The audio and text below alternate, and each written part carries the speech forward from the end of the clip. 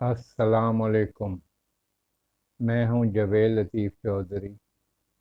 آج جو میں واقعہ آپ کو بتانا چاہ رہا ہوں، شیئر کرنا چاہ رہا ہوں، وہ ایک شاپ کے فور مین کا نام جاوید تھا۔ یہ گلبرگ میں سالٹ وہاں پر روم لیمپس، آرٹیفیشل جولری، فانوس، اسمال سائز کے یہ سیل ہوتے تھے۔ تو وہاں پر ایک لڑکا کام کرتا تھا، جاوید۔ میرے ایک دوست بھائی ہیں، نثار عباس صاحب، وہ وہاں پر کچھ سامان سپلائی کرتے تھے۔ ہم لوگ نکلتے تھے اور ویک میں ایک دفعہ لازمی جاتے تھے۔ تو یہ جو لڑکا وہاں کام کرتا تھا، یہ چائے بسکٹ وغیرہ فیصل صاحب ہماری توازو اس سے کیا کرتے تھے۔ ہم کو 30 منٹ وہاں اسٹے کرتے تھے، پھر وہاں سے نکل جاتے ہیں، وہاں سے نکل جاتے تھے۔ یہ 88-89 کا واقعہ ہے۔ جوید اس وقت میری ہی ایج کا ہوگا، نثار صاحب میرے سے بڑے تھے، اور بہت ہی زیادہ بلیک کلر تھا اس کا، اور ٹھوس قسم کی اسٹرانگ اس کی باڈی تھی۔ مختلف ٹائم ہوتا تھا جانے کا، لیکن وہ 5:30 بجے آف ہو جاتا تھا شاپ سے۔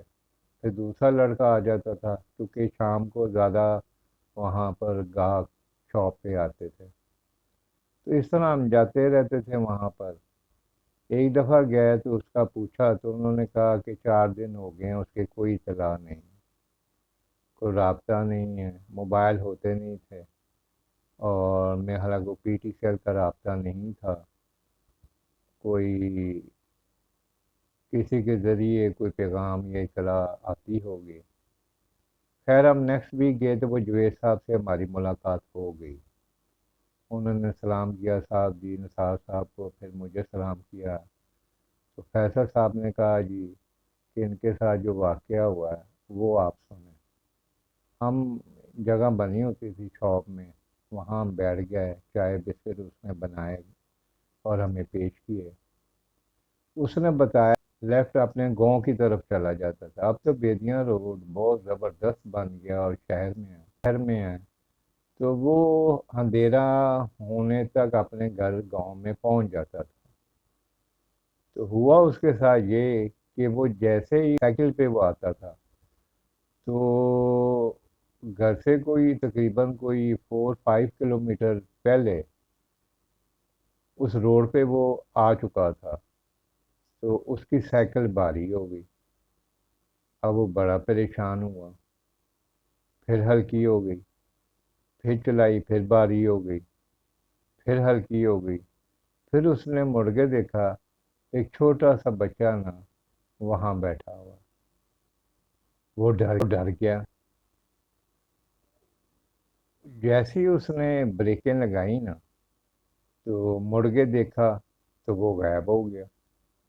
اس نے پھر اللہ کا نام لے کے چلانی شروع کی، تو سائیکل پھر بھاری ہو گئی۔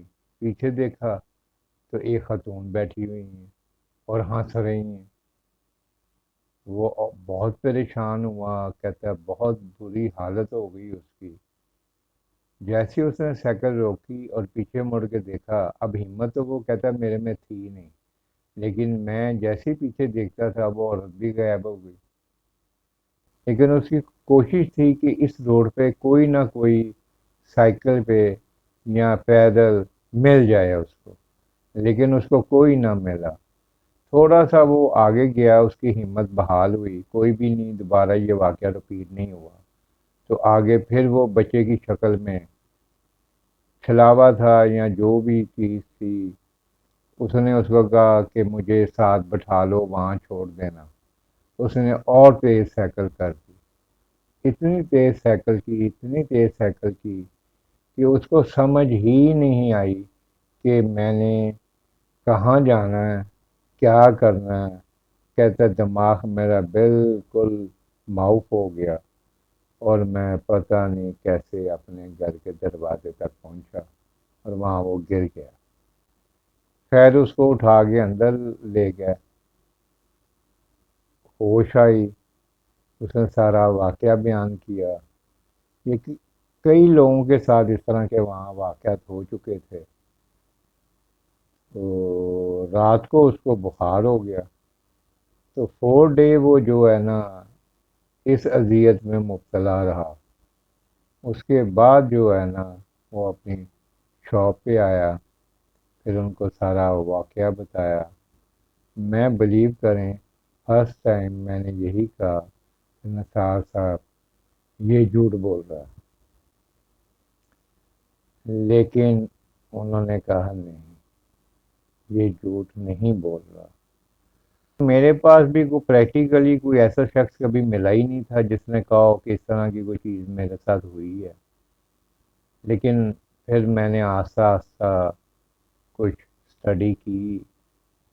1 سال میں کئی لوگوں نے مجھے واقعات بتائے کس طرح سناٹے میں لوگ مل جاتے ہیں، مختلف چیزیں ہوتی ہیں جو موو کر رہی ہوتی ہیں، عام انسان کو نہیں نظر آتی۔ یہ تو کوئی علم والا یا عامل صاحب ہی بتا سکتے ہیں کہ یہ ان کی کیفیت کیسے منتقل ہوتی ہے اور یہ انسانی شکل میں آ جاتے ہیں۔ بہرحال اللہ تعالیٰ سب کو محفوظ رکھے ہر قسم کی اس قسم کی صورت حال سے۔ ایک دفعہ تو انسان سوچیں آپ ذرا کیا صورت حال بنتی ہوگی انسان کی کہ سڈنلی اس کمرے میں اگر کوئی آ جائے تو آپ سوچے کہ میری کیا کیفیت ہوگی۔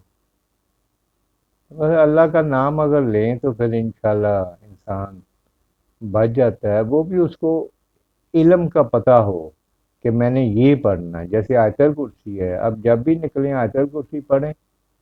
آیت الکرسی ویسے نا 4 ٹائم پڑھنے کا حکم ہے جب آپ سفر پہ جاتے ہیں،